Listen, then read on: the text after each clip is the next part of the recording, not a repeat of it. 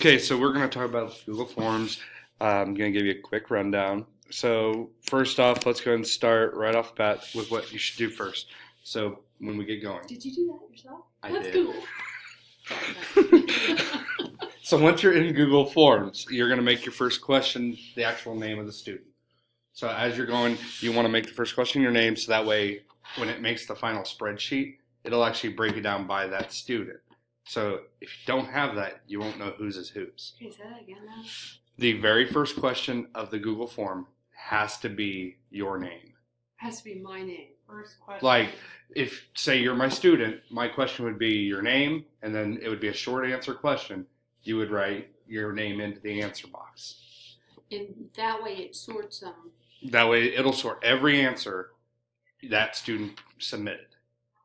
Because otherwise, as you're going, those answers will all be in by the time period they're submitted instead of by a student.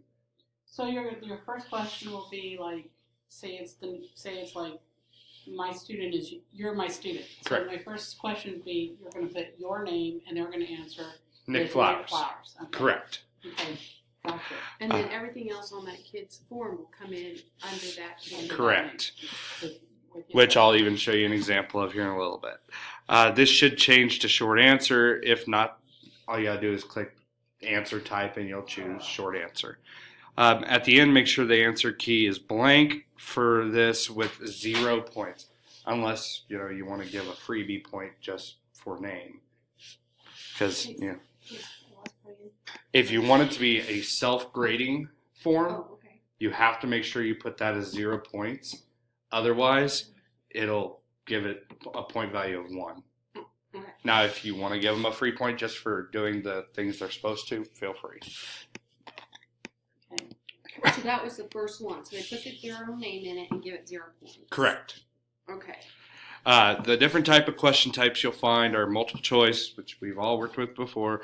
It's honestly the best for Google Form. If you're wanting it to be self-grading, you want it to be multiple choice. Short answer, it will grade these, but then spelling will count.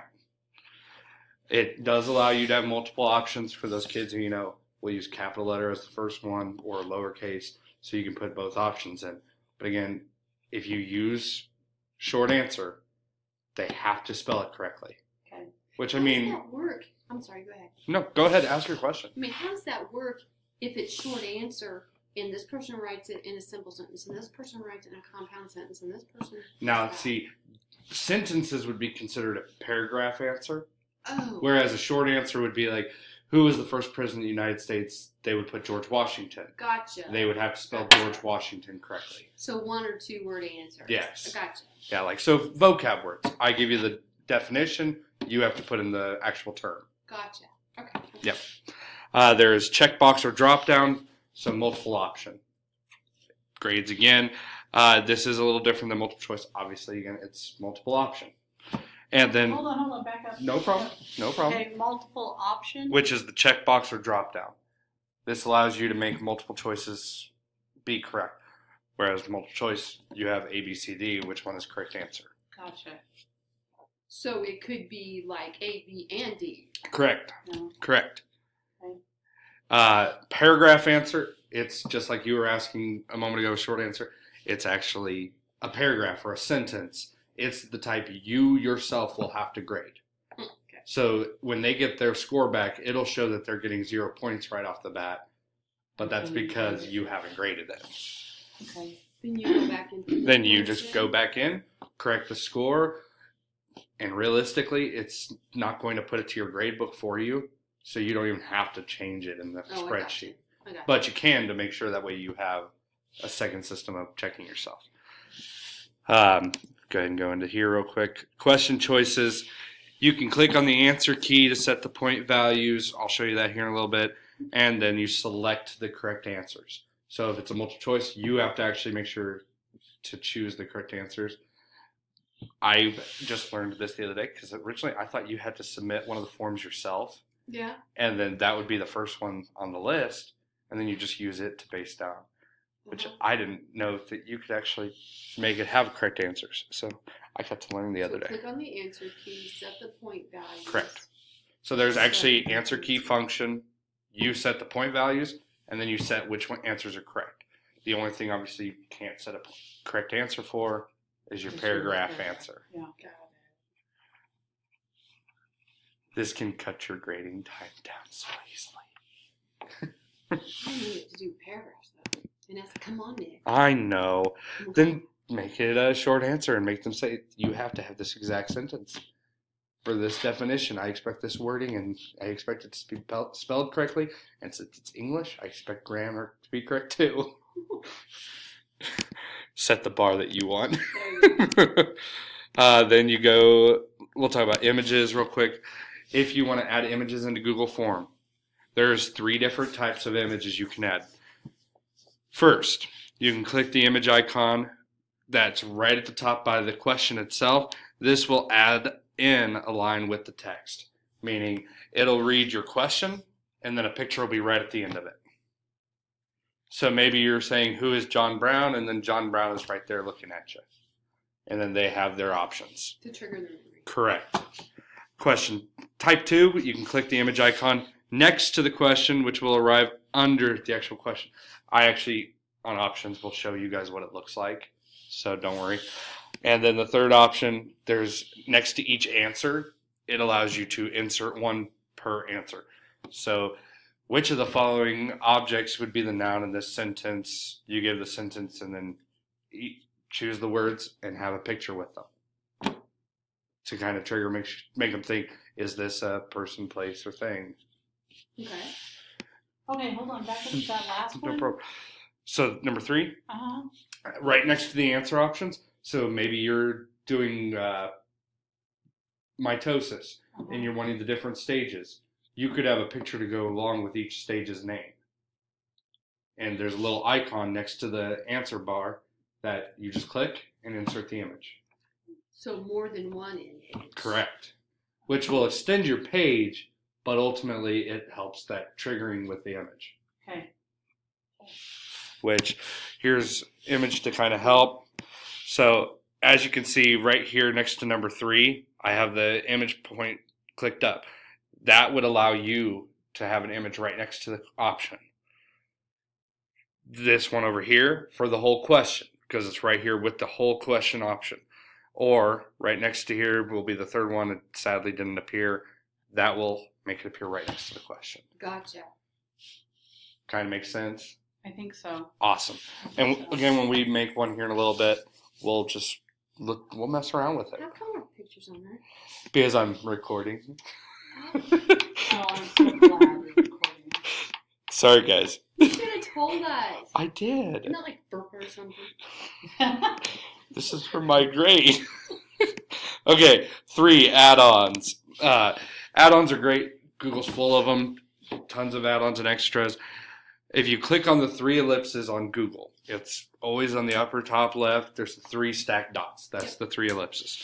You click add-ons, and then there's so many different options. I can't go into them. It's just you have to kind of play around with them and find the ones you like. You can add collaborators, just like other Google formats, such as if you share it with somebody. We've done it in this team many a time. It's the same. So say we wanted to have a cross-curricular exam, we can set up that you and I have set number of questions, and then we're now responsible for those questions, but it'll all go to one form. So say when we do our pencil unit, we can create a final exam if we want it, and we could collaborate together. We should have done that. It's something now to add for next year. Yeah. So you would grade like 2 and 4, and she would grade 1, 3, and 7. Yeah. Huh. Cool. Yep. So it's always great to have that collaborative ability. And number 4, settings/create. So if you click the gear, going on Google, you'll see the little gear icon. If you click on general, this will require a sign in to collect the emails, meaning they have to log into their Google and it will give you their email along with all their form. So now it's one more way of getting it collected that you don't have to have that your name option. But I'm going to be honest, making them sign in again, it's going to be difficult with how long our information is.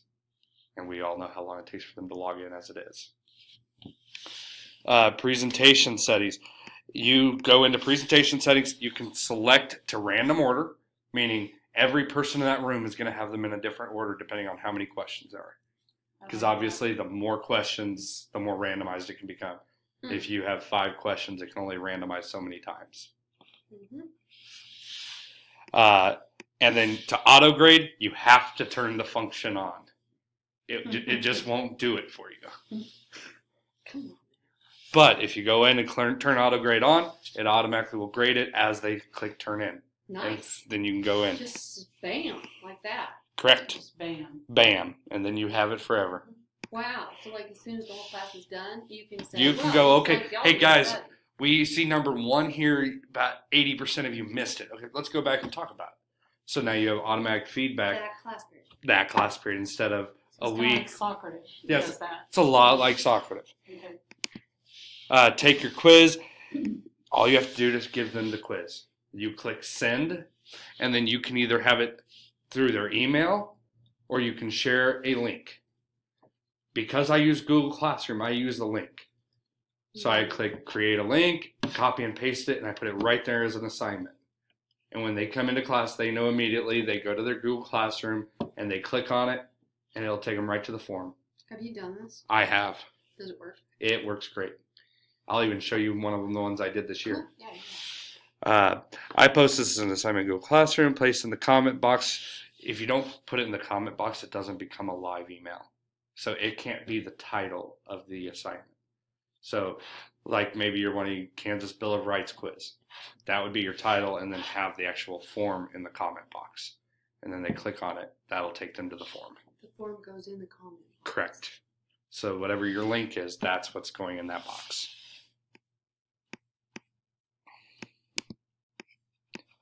And then grading, the thing that we all want. Click responses. Then there's a little bit different ways it's going to show you. Look at the summary individual. You can end the response period or download the Google Sheet. So just on the actual sheet, this is the way, the bottom left image, you'll notice every question has a breakdown. That just tells me how the class as a whole did on each question. Whereas this one here on the bottom right is actually our form that it sends out as a spreadsheet. And it's going to tell me every student's name, question 1 through however many. And it breaks them down. And it does every single student. And the great thing is, as you go, if you decide, okay, this form's officially done, I don't want to delete it off my Google Classroom, I just click not taking responses. And now nobody can respond anymore. I'm officially saying it's late, you didn't take it, I'm sorry. Turn it off. This makes it so that way they can't go in and do it late. They can't jump in and do it early. It's only available when you want it available. Which, I mean, not allowing them to see it when you don't want them to is kind of... So that's in Socratic too. Mm-hmm. And you must do this to start. It's the basic. You open Google, click the 9 squares, the waffle, and choose forms. Then you add yourself a title, and then you add a theme. Okay, so now here's my Google Forms. I've actually made quite a few of them, as you can see. Beginning of the year, this was the first unit we did, was the 5 themes pretest. So if I open it up real quick, it's going to come in, and this is the questions that were asked. I have multiple choice and other questions. Notice I have their first and last name as the very first question. Oh, I got it. I see it. That makes more sense. Okay. Yep. And then to see the responses, literally all I have to do is click responses, and here's the summary version. So now I can go through and go, well, the one that they know the best is right here, except I'm not going to click on those because it has student names. I don't want them to see that. It gives me a breakdown on every single question. Oh, check it out. And now I know who doesn't know what questions, how to do it best, and to make it so that way I can even better, I would just click here on view responses and sheets. I'll do that later after I finish recording, so that way student names aren't being shown. But I would just click on that, and it will open up the spreadsheet showing me the breakdown. And right now I'm still accepting responses, which I shouldn't, so now I just turn it off. Now anybody with access to my Google Classroom, they can't do anything with this sheet. Only I can. because I'm the owner.